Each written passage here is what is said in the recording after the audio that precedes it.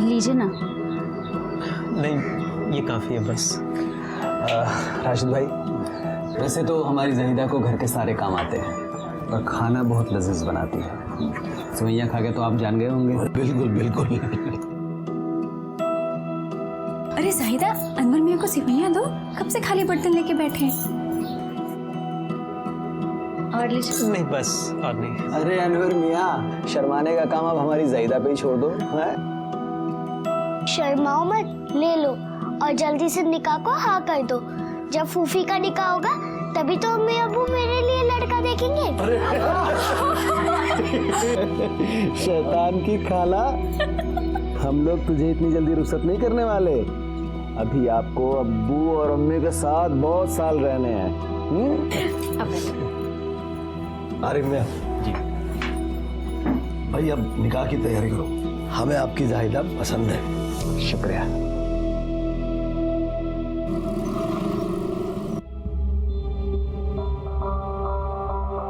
कैसा है? हाँ, ये पकड़ 2 दिन का एडवांस, चाबी दे रूम की। ये लो भाईजान। अब भाईजान, वो आईडी भी लगेगा ना? आजकल मामला बहुत ही स्ट्रिक्ट हो गया है। ये ले। भाईजान, ये लोग रहने वाले हैं ना, तो इनका आईडी लगेगा ना?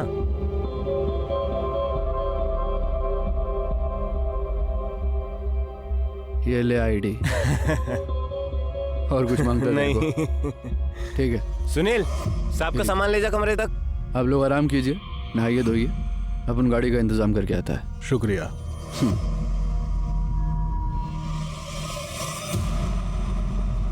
अरे किधर को रख दी? सब जगह ढूंढ ली मैं, मिली नहीं भाभी, इधर को भी नहीं मिली। किधर को रखी तूने? इधर ड्रेसिंग टेबल पे ही रखी थी। मैं बोली थी ना तेरे को, हाँ? सोने की बाली खेलने की चीज नहीं है, पर सुनती किधर को है ये? अरे कहाँ हो गया? काई को चिल्ला रही तू इसके ऊपर? पर ऐसे कैसे खो गई भाभी? घर से बालियां कहाँ जाएंगी, मेरे को क्या मालूम? मेरे को मालूम है कहाँ गई होगी बाली और कौन लेके गया है। ये अपन का वर्ली सीलिंग मस्त है ना? भाईजान, शाहरुख का घर देख सकते हैं क्या? शाहरुख का नहीं, सलमान का। अरे अपन आप दोनों को दोनों का दिखाते हैं ना, क्या टेंशन है? भाईजान, वो घर पे मिलेंगे क्या? उनके साथ एक फोटो निकालनी है। हाँ, वो तो बैठे होंगे कि आसमा आएगी, फिर तुम्हारे साथ फोटो निकालेंगे, उसके बाद काम पे जाएंगे। वैसे चीफ मिनिस्टर कहाँ होगा? अगर ज्यादा दूर ना हो तो बॉम्बे स्टॉक एक्सचेंज BSC देख सकते हैं क्या? बहुत सुना है उसके बारे में। आप जो बोलो दिखाता हूँ ना मैं आपको, टेंशन मतलब आप लोग। वैसे पासपोर्ट ऑफिस भी इधर ही है ना? मुंबई में पासपोर्ट ऑफिस हर जगह है अभी, तो आप जहाँ बोलोगे अपन लेके जाएगा ना आप लोगों को, क्या टेंशन है?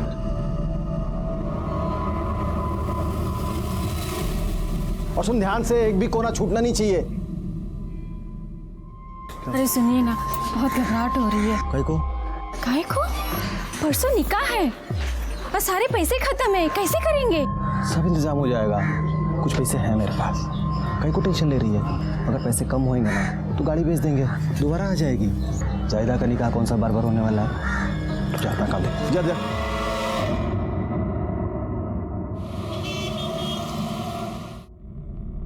यूनुस भाई, हमें कुछ और दिनों तक ठहरना पड़ेगा। इतना लंबा होटल में रह नहीं सकते, कुछ और इंतजाम कीजिए ना।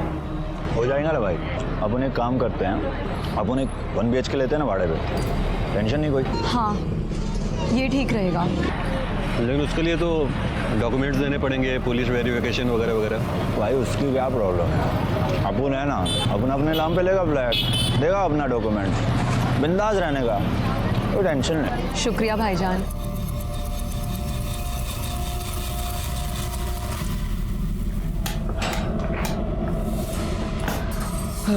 ये है घर, देखिए। शुक्रिया, अल्लाह हाफिज। अल्लाह हाफिज।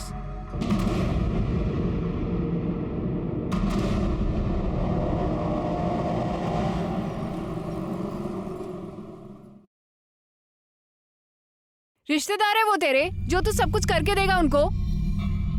पहले होटल में कमरा लेके दिया अपने नाम पे, अब भाड़े पे फ्लैट दिला रहा है, वो भी अपने नाम पे। ऐसा ना हो कि इतने लालच में तू कहीं फंस जाए। ए, तू अपना काम कर। तेरे को मालूम क्या है? अरे अब उनको बहुत फायदा होने वाला है उनकी वजह से।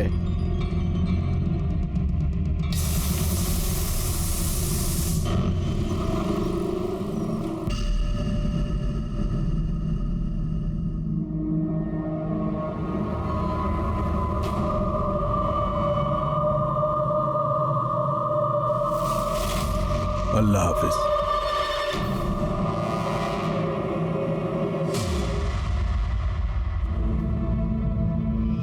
तुम काहे को इतना परेशान हो रहे हो?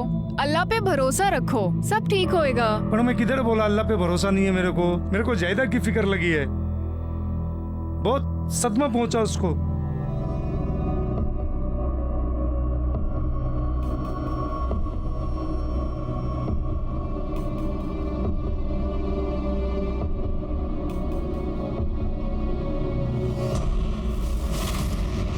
तुम देखना, वक्त के साथ सब ठीक हो जाएगा और जाहिदा भी संभल जाएगी।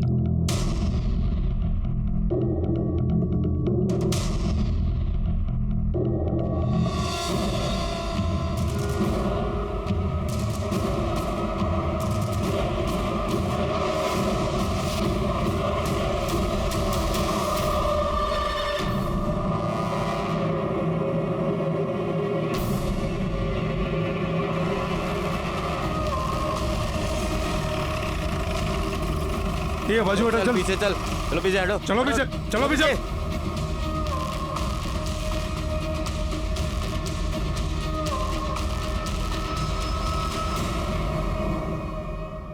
शिरके, आसपास सीसीटीवी है क्या? देखो इकडे बघा का संपर्ता का।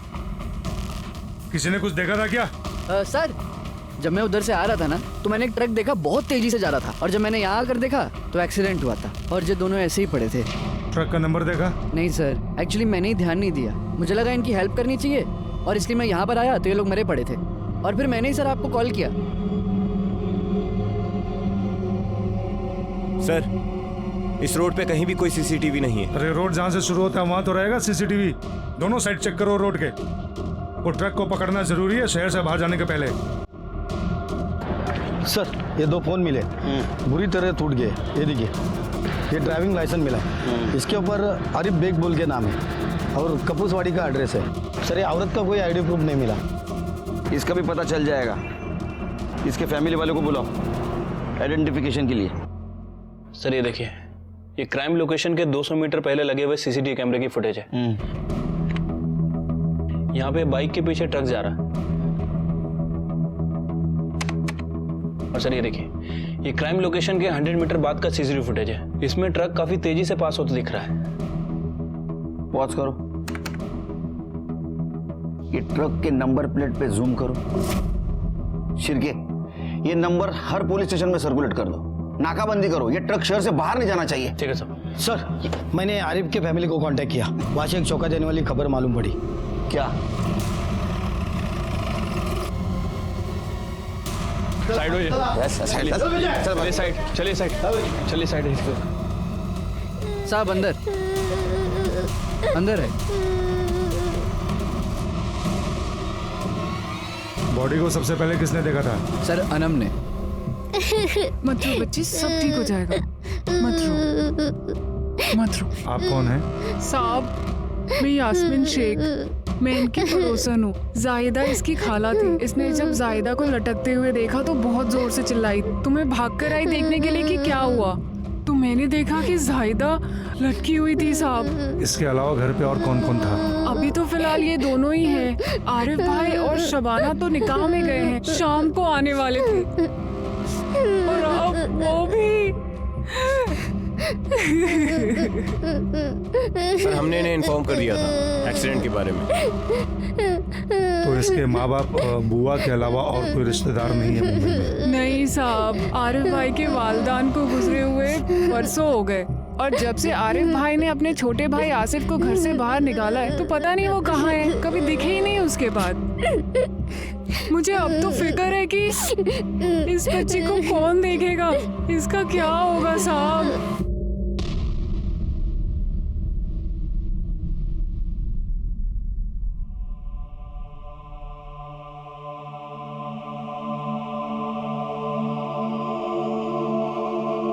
जब तक इसके रहने का इंतजाम नहीं होता यहीं रहने दो इसे। Okay sir. कुछ खिलाओ इसको। चलो बेटा। जाओ बेटा आंटी के साथ। परिवार की मौत से बड़ा सदमा लगा है सर इसे। सदमा तो लगेगा ही शिर्के। 1 घंटे में पूरा परिवार खत्म हो गया। इसने अपने बुआ को सामने लटकते हुए देखा है।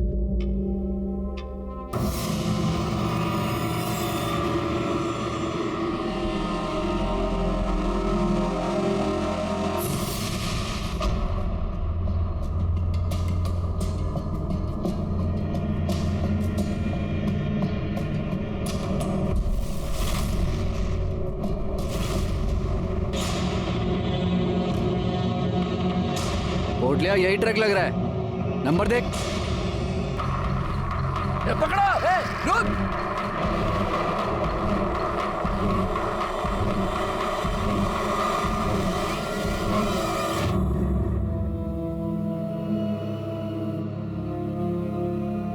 आंटी ने बताया तुमने खाना नहीं खाया। भूख नहीं लगी तुम्हें?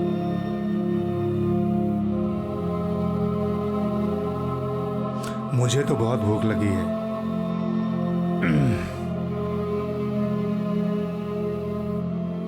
बहुत बढ़िया है, बहुत टेस्टी है, खाओ।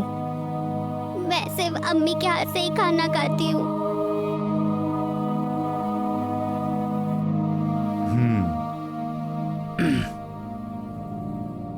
तो तुम्हारी अम्मी को बहुत बुरा लग रहा होगा क्योंकि तुम्हें भूख लगी है और तुम्हें खिलाने के लिए वो यहाँ नहीं है। अच्छा मुझे एक बात बताओ, तुम्हारी अम्मी ऐसा कुछ काम करती थी जिससे तुम्हें बुरा लगे?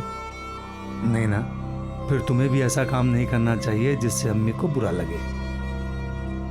अगर तुम खाना नहीं खाओगी तो अम्मी को बुरा लगेगा, तुम खाना खाओगी तो अम्मी को अच्छा लगेगा।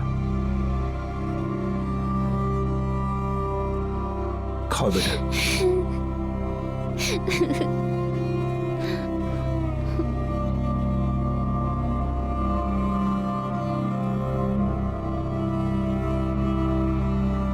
अच्छा बेटा,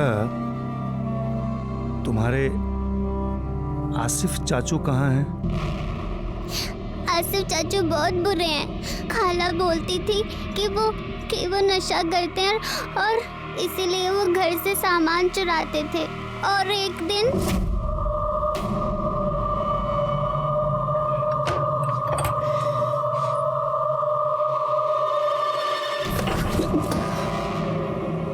क्या तेरे हाथ में? कुछ भी नहीं। हाथ दिखा। कुछ भी नहीं है भाई, हाथ दिखा। नहीं कुछ भी नहीं है। हाथ दिखा, हाथ दिखा। क्या ये? चुप चुप चुप चुप। क्या ये? हाँ? शबाना, जायदा, क्या किया तूने? ये चोरी कर रहा है? देखो इसको, देखो इसको। अपना नशा पूरा करने के लिए दोबारा तो इस घर में चोरी किया ना, हाथ तोड़ देगा मैं तेरा। हो गया आपका? आता मैं। अरे काई को नहीं सुनता है तो? नशा पूरा करने के वास्ते घर का पूरा सामान बेच दिया, अभी क्या हमको बेच के अपना नशा पूरा करेगा क्या? आपका फालतू का बकवास नहीं सुनना है मेरे को। हाँ, मेरे को ना मेरा पैसा चाहिए, मेरे को पैसा दो। अब भी क्या, अब भी पैसा दो मेरे को। कैसा पैसा चाहिए तेरे को? कैसा पैसा चाहिए? एक पैसा कमाया तू कभी? अरे भीख नहीं मांग रहा आपसे, समझे ना? भीख नहीं मांग रहा, हिस्सा चाहिए मेरे को, मेरा हिस्सा चाहिए। इस प्रॉपर्टी में ना मेरा भी हिस्सा है, हिस्सा दे दो मेरे को, पैसा दे। हिस्सा चाहिए तेरे को?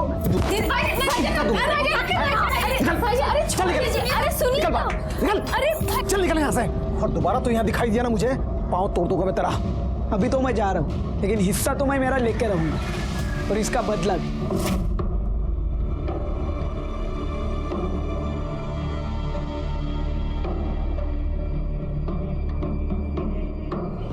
इला जरा कहीं नवीन कपड़े क्यों दे? पुराने घर के कपड़ों में रहेगी तो घर की याद आएगी। और हो सके तो इसको आज तुम्हारे घर पे रखना। ठीक है। घर के माहौल में रहेगी तो सो पाएगी। ले जाओ इसको। चलो बेटा, आजा। ठीक है। अनम के कहने के मुताबिक ये आसिफ और ट्रक ड्राइवर में कनेक्शन हो सकता है। एक मिनट सर। हेलो, गुड, ले आओ उसे। सर, वो ट्रक ड्राइवर पकड़ा गया है, लेकर आ रहा हूँ उसे।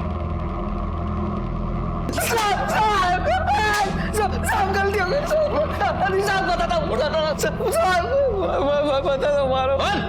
साहब, मैं बहुत पिया हुआ था साहब, इसलिए टाइम पे ब्रेक नहीं लगा और ठोक दिया साहब। मैंने जानबूझ के नहीं किया, गलती से हो गया साहब। तेरी एक गलती की वजह से 2 लोगों की जान गई, एक बच्चे अनाथ हो गए, उनको मदद करने की वजह तो भाग गया। साहब मैं डर गया था साहब, इसके लिए साहब माफ कर दो साहब। 1 मिनट, आपको कुछ दिखाना है। सर, ये वीडियो देखिए।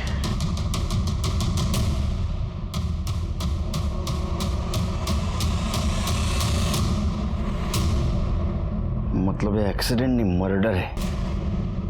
ये बरकत अली झूठ बोल रहा है। तोड़ तेरा, तोड़। अब अगर झूठ बोलेगा ना तो तेरे ऊपर से ट्रक लेके जाऊंगा, और गलती से नहीं, जानबूझ के, समझा? सच बता, सच बता। साहब 50,000 रुपया मिले थे उनको मारने के लिए। किसने दिए थे पैसे? साहब मालूम नहीं साहब, उसने नाम नहीं बताया, दादर के ब्रिज पे मिलने बोला था, और साहब उसने पैसा दिया और बोला कि बाद में बताता हूँ क्या करना है। शक्ल कैसी दिखती थी उसकी? कैसा दिखता था वो? साहब याद नहीं साहब, मैं सिर्फ एक ही बार मिला था साहब। उसके बाद साहब उसने फोन किया, बोला NG रोड पे तैयार रहना, ब्लैक बाइक आएगी, उसमें मुस्लिम जोड़ा है, उनको साहब उसमें एक औरत है बुर्का पहन के, उनको उड़ाना है। शिरके, इसको कुत्ते के जैसा मारो, सिर्फ ध्यान रखो ये मरना नहीं चाहिए।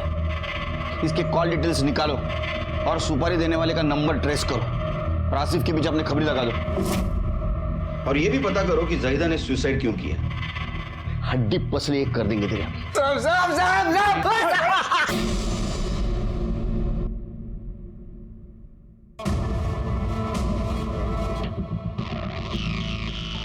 क्या बता सकते हैं कि ऐसा क्या हुआ कि जाहिदा ने सुसाइड कर लिया, या फिर ऐसा है कि किसी ने जाहिदा का मर्डर किया? साहब जाहिदा बहुत ही नेक और शरीफ बच्ची थी, और तो और वो बहुत ही जज्बाती लड़की थी साहब। मुझे तो लगता है कि बदनामी के डर से उसने ये खुदकुशी की है। किस तरह की बदनामी? जाहिदा का निकाह तय हुआ था, सब बहुत खुश थे। निकाह के 2 दिन पहले लड़के वाले आ गए दहेज मांगने, बहुत बड़ी लड़ाई हुई, और आरिफ भाई ने उन्हें एकदम बराबर जवाब दिया। चलो निकलो निकलो निकलो बाहर निकलो, बाहर निकलो, निकलो यहाँ से। दहेज चाहिए तुमको? हैं? अपने बेटे को बेचने के लिए बाजार में निकले हो क्या? नल्ला माल है तुम्हारा बेटा, नल्ला माल है। नहीं चाहिए मुझे, नहीं चाहिए मुझे तुम्हारा बेटा। चलो निकलो इधर से, चलो निकलो इधर से। पुलिस को बुलाऊंगा अभी तुमको, और तुम्हारे बेटे को अंदर करूंगा। निकल। ए आरिफ, ये तू सही नहीं कर रहा, बहुत महंगा पड़ेगा तुझे, समझा क्या? और ये निकाह नहीं हुआ ना तो तेरी बहन बदनाम हो जाएगी। अब मैं तुझे दिखाता हूँ, मैं तुझे छोड़ूंगा नहीं, बोल रहा हूँ तुझे। चल बेटा बेचने के लिए निकला, चल। ए जा रहा, तुम छोड़ूंगा नहीं तेरे को। सर, शादी टूटने की वजह से जाहिदा काफ़ी डिप्रेशन में थी। यहाँ तक आरिफ, सबाना और अनम ने भी काफ़ी कोशिश की कि वो डिप्रेशन से बाहर आ जाए, लेकिन सर वो वैसे ही रही। उसका कहीं अफेयर वगैरह चल रहा था? नहीं सर, ऐसी बात तो कोई सामने नहीं आई है। सभी का यही कहना है कि वो काफ़ी सेंसिटिव थी, और शादी टूटने की वजह से उसे काफ़ी बड़ा सदमा लगा था। जो एक्सट्रीम स्टेप लिया उसे तो यही लग रहा है। सर, जिस दिन वो एक्सीडेंट हुआ उस दिन आरिफ और शबाना शादी में किसी के घर जा रहे थे। ये PM रिपोर्ट के मुताबिक जाहिदा की मौत में मर्डर की कोई पॉसिबिलिटी नहीं लग रही है। मतलब सर ये आत्महत्या ही लग रही है। PM रिपोर्ट से तो यही लग रहा है, लेकिन अगर ये आत्महत्या नहीं है तो आरिफ, शबाना और जाहिदा, इनके केस में हमारे सामने 2 सस्पेक्ट हैं, राशिद हुसैन और आसिफ बेग। सब कई को हम पे तोहमत लगाता है सब। हम लोग सर उनका मर्डर काई को करेगा? हम लोग निहायती शरीफ और इज्जतदार लोग हैं। अच्छा, तो शराफत की आड़ में तुम लोगों ने दहेज मांगा था, है ना? अच्छा एक बात बताओ, आरिफ और शबाना के मर्डर के दिन तुम लोग कहाँ थे? अब उस दिन अनवर की शादी के लिए लड़की देखने गए थे, भिवंडी सर। अच्छा, तो मर्डर की प्लानिंग फोन पे किए थे? साहब आप मेरे अब्बू पे काई को इल्जाम लगा रहे हो? सुनी मेरी आवाज? तेरे से बढ़िया ना? आवाज नीचे। और अबू पे नहीं, तेरे ऊपर भी इल्जाम लगा रहा हूं मैं। अनवर तू खामोश रहे, मैं बात कर रहा हूँ ना। साहब, आपको लगता है कि हमने अगर टेलीफोन से बात की, आप हमारा टेलीफोन चेक कर लो, और अगर उसके बाद भी कुछ करना है तो आप बताओ ना हमें। साहब, जब हमने कुछ किया ही नहीं तो डर कैसे लगेगा? शिरके, ये तो बहुत शरीफ लोग निकले, लेकिन शरीफ लोगों, ये केस जब तक सॉल्व नहीं होता शहर छोड़ के बाहर नहीं जाना। शिरके सर, ये भिवंडी में जहां लड़की देखने के लिए गए थे, जगह क्रॉस चेक करो। नंबर ट्रेस हुआ? ठीक है सर। बरकत अली को मर्डर करने के लिए जिस सिम से इंस्ट्रक्शन मिल रहा था, सर वो नंबर सांता क्रूज ईस्ट से एक दुकान से खरीदा गया था, और वो भी बिना आईडी के सर। और उसी दिन से वो नंबर अभी तक स्विच ऑफ है। एक्सपेक्टेड था। ये बरकत अली के कॉल डिटेल्स निकालो। ठीक है सर।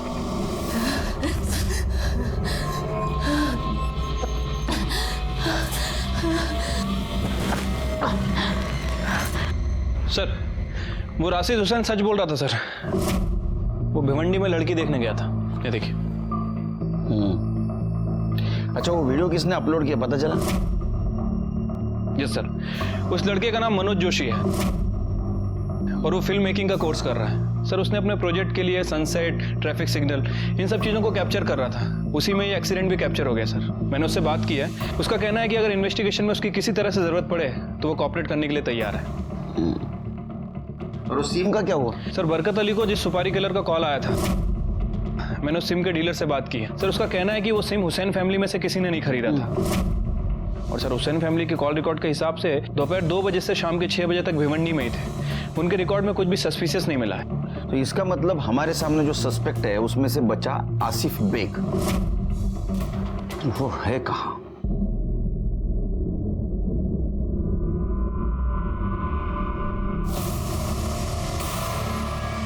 ड्रग ओवरडोज का केस है। 4 दिन पहले ही यहाँ पे एडमिट हुआ है। Good job Karade. शिरके, करड़े के साथ सिटी हॉस्पिटल जाओ। सब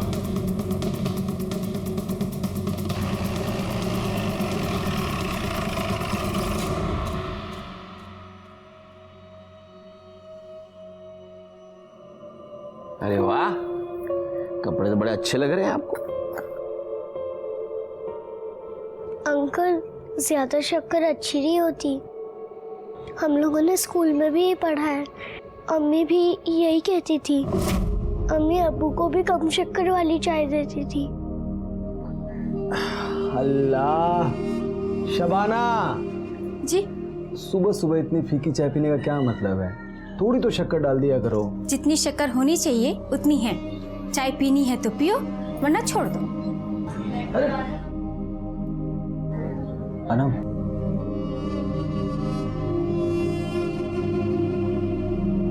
बेटा थोड़ी सी शक्कर लेके आ, इसमें शक्कर बहुत कम है। शक्कर चाहिए आपको? हाँ। मिल गई शक्कर? अरे क्यों, मिल गई ना चीनी? अच्छा, अम्मी की चमची शक्कर मांग रहा हो तो चुम्मी दे रही है तू।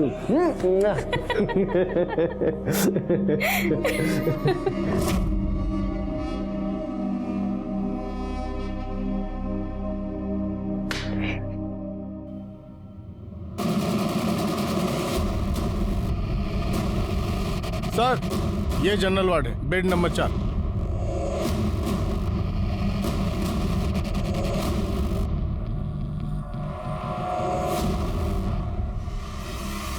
एक मिनट सुनना। जी सर। ये यहाँ पे एक पेशेंट था ना, आसिफ बेग नाम का। कहाँ गया वो? सर पता नहीं कहाँ चला गया, सुबह तो यहीं पर था। ये हॉस्पिटल है या धर्मशाला है? कोई भी अपनी मर्जी से आ जा सकता है क्या? कोई रिकॉर्ड होता है कि नहीं? 1 मिनट सर, मैं देखती हूँ। ये देखिए सर, 12 बजे आसिफ बेग को डिस्चार्ज मिला है और वो सारा पेमेंट कैश में ही देकर गए हैं। कौन आया था इसे लेने? वो तो पता नहीं सर। हॉस्पिटल में सीसीटीवी कैमरा है? सर, हॉस्पिटल के पास ऐसा कोई भी प्रूफ नहीं है जिससे ये साबित हो कि आसिफ वहाँ से अकेले निकला है या फिर कोई उसे लेने आया था। सर, हॉस्पिटल के लॉबी में एक सीसीटीवी कैमरा है, आसिफ वहाँ कैप्चर नहीं हुआ है। सर, अब पॉसिबिलिटी ये हो सकती है कि या तो वो हॉस्पिटल के पीछे वाले गेट से निकला हो या फिर राइट साइड वाले, क्योंकि सर इन दोनों ही एरिया में सीसीटीवी कैमरा नहीं है। शिरके, अगर वो इंटेंशनली छुप के जा रहा है तो इसका मतलब वो हमसे कुछ छुपा रहा है। Right sir. वैसे सर मैंने आसिफ की फोटो सभी जगह सर्कुलेट करवा दी है और सिटी में भी अलर्ट दे दिया है। उम्मीद है वो जल्दी पकड़ा जाएगा सर। ये राशिद हुसैन पे भी नजर रखो, लोकेशन बदला भी जा सकता है। कहीं ऐसा तो नहीं हमें दिखाने के लिए फोटो खिंचवाई गई हो। शिरके, वो ट्रक ड्राइवर बरकत अली, उसने टारगेट के बारे में क्या बताया था? वो सुपारी देने वाली क्या पहचान दिखाई थी उसने? ब्लैक बाइक आएगी, उसमें मुस्लिम जोड़ा है, उसमें एक औरत है, बुर्का पहन के उनको उड़ाना है। और वो आरिफ और शबाना, उसकी पड़ोसन यास्मीन, उसने क्या बोला था? वो दिन आरिफ भाई और शबाना, यूनुस और उनकी बेगम रेहाना, वो लोग साथ में निकाह में जाने वाले थे।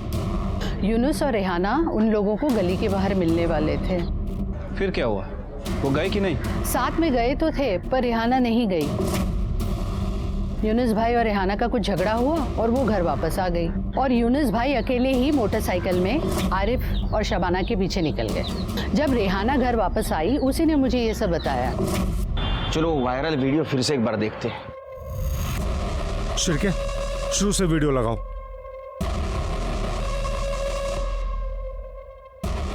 पॉज करो। उसको फिर से पहले से थोड़ा।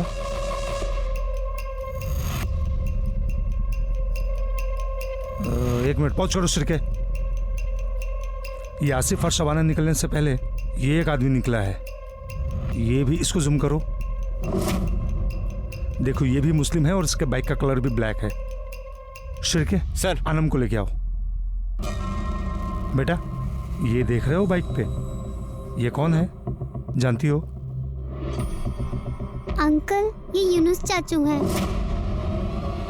अब्बा के दोस्त। यूनुस को लेके आओ। ये पकड़ 1 लाख रुपए, अभी काम मेरे को जल्दी मांगता है। हेलो, मैं कर रहा, हो जाएगा, जल्दी हो जाएगा, मैं कर रहा। मैम, यूनुस भाई आपके घर पे पुलिस आई है।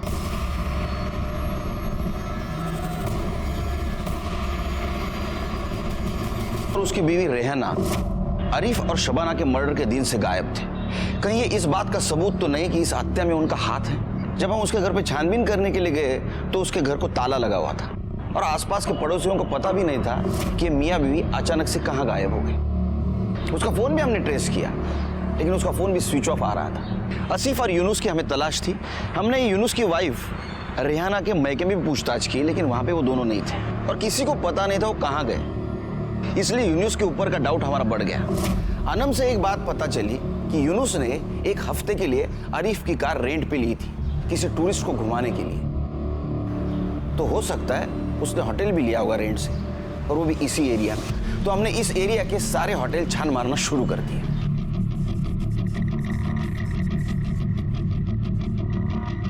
एक्सक्यूज मी, इसका नाम यूनुस है, ये आपके होटल में आया था? साहब चेक करना पड़ेगा, बताता हूँ। हाँ। नहीं साहब, इनको कभी देखा नहीं मैंने। नहीं देखा? नहीं। अरे ये यूनुस भाई है, इनको तो पसंद है। क्या क्या क्या क्या क्या जा ऐसे काम कर, जा अपना काम कर, जा। झूठ बोलता है। साहब बता दो साहब, 1 हफ्ते पहले यूनुस भाई कपल को लेकर इस होटल में आए थे साहब। उन्होंने अपने नाम पे एक कमरा बुक करवाया था साहब। मैंने उनसे आईडी मांगा था लेकिन उन्होंने साफ मना कर दिया, बात को टाल दिया साहब। मैं उनको अच्छे से जानता हूँ इसलिए मैंने सोचा ये तो अपने आपस की बात है। 2 मिनट पहले तू इसे पहचानने से मना कर रहा है और बोल रहा आईडी नहीं लिया। होटल में सीसीटीवी कैमरा है ना? है ना साहब। फुटेज चाहिए उसकी, चल लेके आ। अभी लाता हूँ जल्द। ये दोनों 2 दिनों तक होटल में थे। यूनुस सुबह होटल में आता था, इन लोगों को लेकर चला जाता था और उसके बाद देर रात में इन्हें छोड़ देता था। और सर तीसरे दिन इन लोगों ने बिना किसी रीजन के होटल छोड़ दिया और कहाँ चले गए किसी को नहीं पता। मतलब हमारे पास यूनुस तक पहुंचने का कोई रास्ता नहीं है और ऐसे में हमें एक जगह से लीड मिली जहां से हमें उम्मीद भी नहीं थी। एक घर काम करने वाली औरत गीता हमारे पास पुलिस स्टेशन में कंप्लेंट लेके आई। काय झालं? नमस्कार साहेब. हाँ नमस्कार. मी गीता. हाँ. मैं घर काम करती है. अकबर और आसमा सामी नाम के लोगों के पास मैं काम करती थी. वो घर भाड़े पे ही था. वो मैडम इधर उधर सब घर में उल्टी करती थी. मैंने वो सब साफ भी किया लेकिन वो हलकट लोगों ने ना मेरा पगार दिए बिना वो घर से चले गए और अब वो पुलिस वाले लोगों ने वो घर को ताला मारा है. इसके लिए मुझे आपसे मिलने का था। चिरगे, हमने किसी फ्लैट को सील किया है? नहीं सर। कौन से एरिया की बात कर रहे हैं?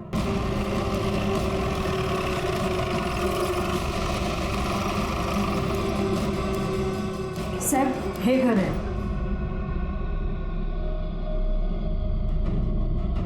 सर ये तो सीबीआई की सील है। सेक्रेटरी से बात करनी पड़ेगी। सर वो फ्लैट यूनुस नकवी नाम के आदमी ने रेंट पर लिया था। पर वो वहां रहता नहीं था, आता जाता रहता था बस। और एक कपल वहां रहता था, पर वो लोग भी 4-5 दिन के बाद चले गए थे। सीसीटीवी फुटेज दिखा सकते हो? सर देखिए, यूनुस रोज सुबह यहां आता था, फिर दिन भर तीनों जन बाहर रहते थे और शाम को यूनुस इनको ड्रॉप करके यहां चला जाता था। हाँ सर, ये देखिए, ये फुटेज सीबीआई रेड की है। 20 अक्टूबर को सीबीआई ने इस फ्लैट पर रेड की थी। ये यूनुस सीबीआई के साथ क्या कर रहा था? सर वही तो सीबीआई को यहाँ रेड करने के लिए लाया था। यूनुस? और ये यूनुस के साथ ये जो कपल थे, ये लोग कहाँ गए? सर वो दोनों कहाँ गए ये तो किसी को नहीं पता, पर ये देखिए, सीबीआई रेड के कुछ 1 घंटे पहले ये दोनों फ्लैट छोड़ के जा रहे हैं। इसके बाद कभी वो लोग वापस नहीं आए। सर आखिर यूनुस को उन कपल्स के बारे में ऐसा क्या पता चला कि उसने खुद सीबीआई की रेड करवाई?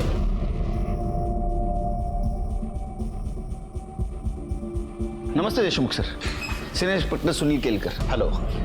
पीएसआई शिर्के। हेलो। हेलो, बैठिए ना सर। Thank you sir. बताइए, यूनुस नकवी के बारे में बात करनी थी, उस सील्ड फ्लैट के रिलेटेड। यूनुस? यूनुस तो हमारा खबरी है। वो एक बांग्लादेशी टूरिस्ट कपल है, अकबर और आसमा। उनको मुंबई दिखा रहा था, मतलब फिल्म स्टार्स के घर, सीएम ऑफिस, स्टॉक एक्सचेंज वगैरह वगैरह। तो जब वो होटल से फ्लैट में शिफ्ट हुए तब उसने एक्सीडेंटली एक दिन उनकी बातें सुन ली। तब उसे पता चला कि वो मुंबई पर अटैक करने की बात कर रहे थे। जी जनाब, बस यही तय करना है कि टारगेट कहाँ हो, जहाँ ज़्यादा से ज़्यादा लोग हों, ज़्यादा से ज़्यादा नुकसान हो। मैंने पूरा मुंबई देखा, chief minister house, BSc stock exchange, local stations. मैं उनकी लिस्ट बना रही। जैसे उसको पता चला कि वो टूरिस्ट नहीं, तो उसने फौरन हमें इन्फॉर्म कर दिया। हमने उस फ्लैट पे रेड किया, लेकिन तब तक वो जा चुके थे। हमें सूटकेस वगैरह मिला, लेकिन कोई आईडी, कोई इन्फॉर्मेशन नहीं मिला, क्योंकि हर जगह उन्होंने यूनुस का ही आईडी यूज किया था। वैसे आप यूनुस के बारे में क्यों पूछ रहे हैं? सर हमारे पास एक डबल मर्डर का केस आया था। अच्छा। जिसमें सेम कलर के बाइक पे, सेम टाइम पे 2 अलग अलग कपल सेम डेस्टिनेशन पे जाने वाले थे। ट्रक ड्राइवर को ब्लैक कलर के बाइक पे बैठे हुए मुस्लिम कपल को मारने की सुपारी दी गई थी। सब 50,000 रुपया मिले थे उनको मारने के लिए। यूनुस अपने वाइफ को लेके जाने वाला था बाइक पर, लेकिन आइन टाइम पे उसके वाइफ के साथ झगड़ा हो गया, इसलिए वो अकेला चला गया और सुपारी किलर ने वो दूसरे कपल का मर्डर कर दिया। ओह, अब आप कह रहे हैं कि यूनुस आपका इन्फॉर्मर था, तो ऐसा हो सकता है सुपारी किलर ट्रक ड्राइवर का टारगेट यूनुस था, आरिफ और शबाना ने। हो सकता है अकबर सामी ने खुद को बचाने के लिए यूनुस की सुपारी दी हो। हम इन्वेस्टिगेशन कर रहे हैं। हमें लग रहा है कि इस सामी कपल के साथ कुछ लोकल लोग भी इन्वॉल्व हैं, लेकिन हमें अब तक कोई क्लू नहीं मिला है।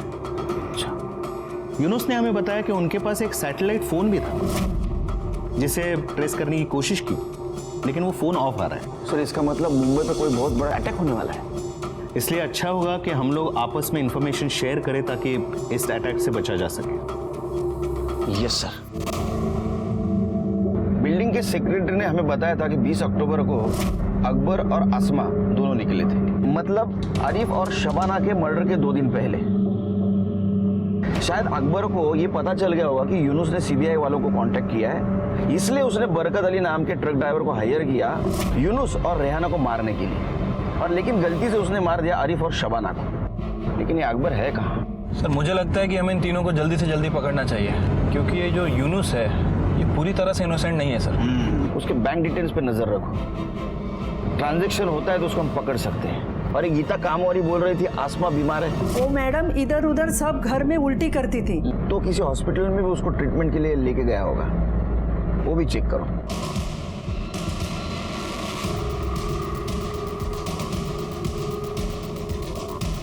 एक्सक्यूज मी मैडम, ये लेडी यहाँ ट्रीटमेंट के लिए आई थी क्या? हाँ सर, मैंने इन्हें देखा है, ये यहाँ पर अपने ट्रीटमेंट के लिए आई थी। सर बोलो सर, जिस दिन सीबीआई ने सामी कपल्स के घर पर रेड मारी थी सर, उसके कुछ घंटे पहले आसमा अपने फूड पॉइजनिंग के ट्रीटमेंट के लिए सकीना हॉस्पिटल में एडमिट हुई थी। सर उसकी कंडीशन काफ़ी क्रिटिकल थी, लेकिन अकबर ने वहाँ से उसे ज़बरदस्ती डिस्चार्ज करा लिया। सर डॉक्टर ने उसे मना भी किया, लेकिन वो माना नहीं। इसका मतलब है उसको सीबीआई के रेड की खबर लगी थी, वहां से निकले तो गए कहां?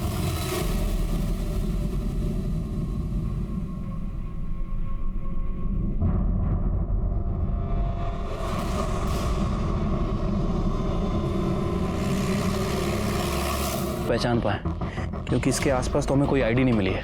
बॉडी पे कोई और इंजरी मिली? नहीं सर, बॉडी पे कोई भी इंजरी नहीं है, इवन एक खरोच तक नहीं है। पोस्टमार्टम को भेज दो बॉडी को।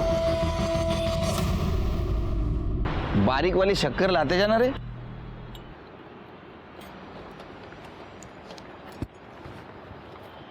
सर पिछले 4 दिनों में यूनुस ने खेरवाड़ी पुलिस स्टेशन के अलग अलग एरिया से तकरीबन 1 लाख रुपए विड्रॉल किए हैं। हाँ, और सर ये सभी एटीएम्स खेरवाड़ी एरिया में। सर पूरी पॉसिबिलिटी हो सकती है कि यूनुस खेरवाड़ी एरिया में छुपा हो सकता है। सर मैंने अपनी टीम को सिविल ड्रेसेस में वहाँ पे तैनात कर दिया है, और सर बैंक एम्प्लॉयज़ को भी कह दिया है कि जैसे ही वो पैसे विड्रॉल करें हमें इन्फॉर्म करें। गुड जॉब शिरकी, अब यूनुस जल्दी हमारे हाथ में आ जाएगा। एक मिनट।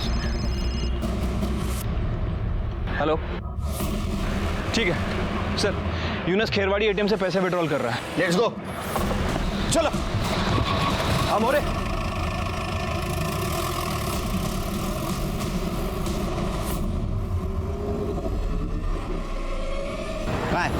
सर बच्चा आया था पैसे निकालने। यूनुस कहाँ है? सर यूनुस खुद नहीं आया था पैसे निकालने के लिए, उसने अपना डेबिट कार्ड और पिन नंबर देकर इस बच्चे को भेजा था पैसे निकालने के लिए।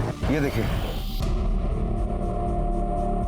बेटा ये डेबिट कार्ड किसने दिया आपको? मुर्गी वाली आंटी बोली थी अगर मैं पैसे निकाल के दूंगा तो वो मेरे को 100 रुपए का इनाम देगी। मुर्गी वाली आंटी? उनने बोला था कि चौराहे पे आना। चौराहे पे? ये पकड़ो, इसको चौराहे पे जाने दो। शिरके इसके ऊपर नजर रखो, वो बच्चे से पैसे लेने जरूर आएगी, बच के नहीं जानी चाहिए।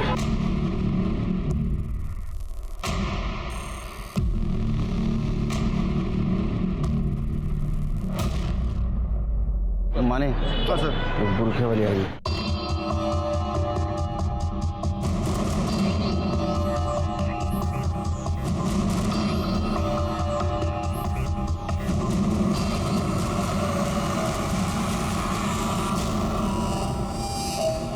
चलो सीधे।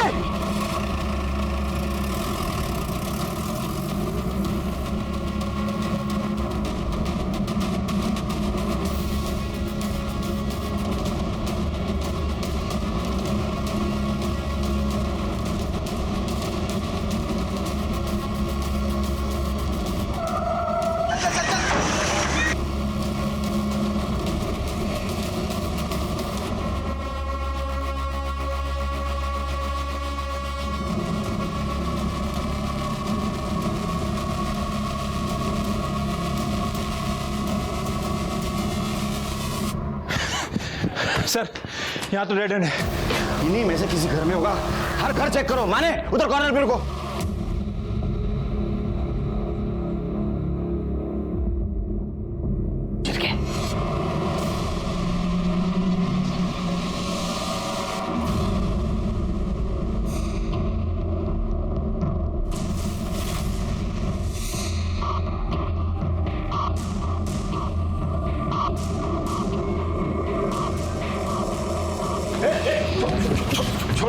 मेरे को छोड़ दो सर, सब इंजेक्शन दे दो सर, इंजेक्शन दे दो सर, सब इंजेक्शन दे दो मेरे को होने दो सर।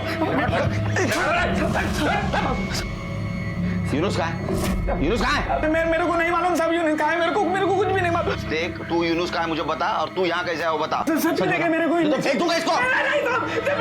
मेरे को ज्यादा कुछ मालूम नहीं साहब, सिर्फ इतना मालूम है कि वो शाम को 4 बजे सहार रोड पे ललित बेकरी के पास आने वाला है साहब।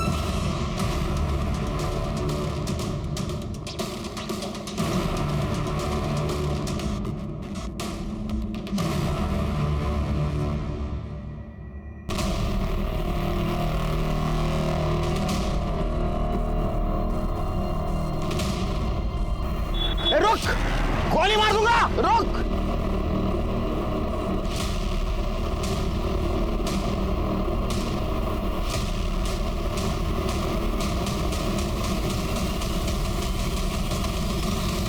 गोली मार दूंगा।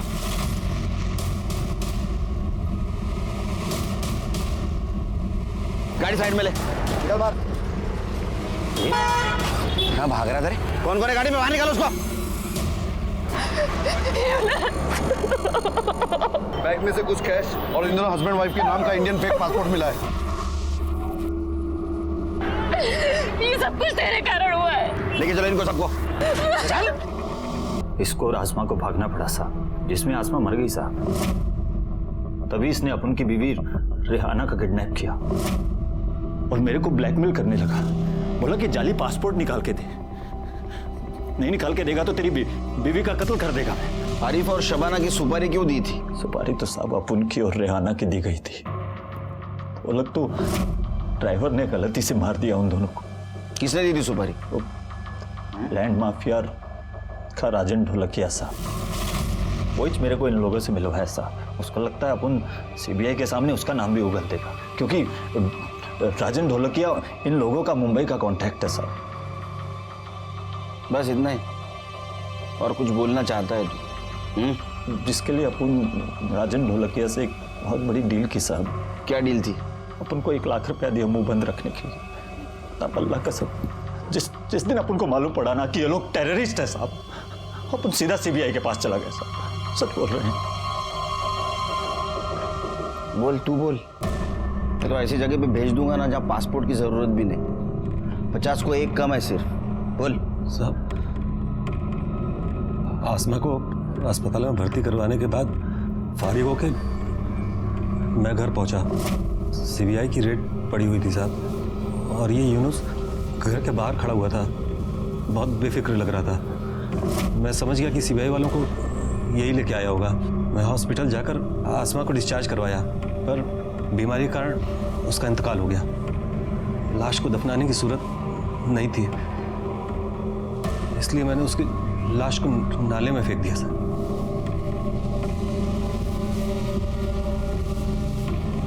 ये आसमा सामी है ना? हाँ साहब। शिरके, चार्जशीट बनाओ, इसको भी अंदर रखो। बेटा, आपके अम्मी अब्बू को जिसने मारा ना, उसे हमने ढूंढ के निकाला है। अब हम उसको पनिशमेंट देंगे। क्यों मारा उन्होंने मेरे अम्मी अब्बू को? गलती से मारा उन्हें। वो उन्हें मारना नहीं चाहते थे। गलती से मार दिया? किसकी गलती से?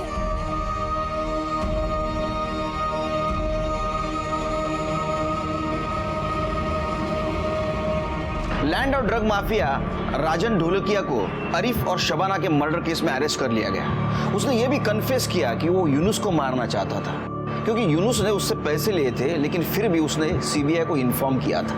अकबर को बांग्लादेश डिपोर्ट किया गया और कंसर्न पर्सन को सौंप दिया गया। सिंपल से लगने वाला ये हिट एंड रन का केस मुंबई में बहुत बड़े अटैक से जुड़ा हुआ निकला, लेकिन यूनुस की देश के प्रति जिम्मेदारी और समझ और सीबीआई की इमीडिएट एक्शन की वजह से ये नाकाम हो गया।